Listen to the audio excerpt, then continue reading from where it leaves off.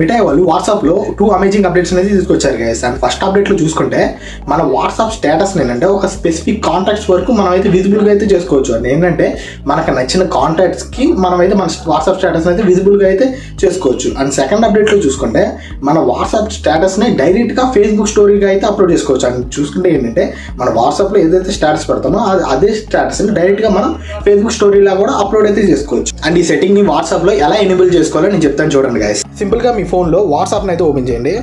Open చేసిన తర్వాత updates అని ఉంటుంది కదా, అప్డేట్స్లోకి అయితే వెళ్ళండి.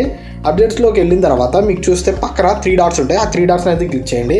క్లిక్ చేయగానే ఇక్కడ స్టేటస్ ప్రైవసీ అని ఉంటుంది, దాన్ని అయితే క్లిక్ చేయండి. క్లిక్ చేసిన తర్వాత చూస్తే ఇక్కడ మీకు 2 అప్డేట్స్ అయితే కనబడతాయి.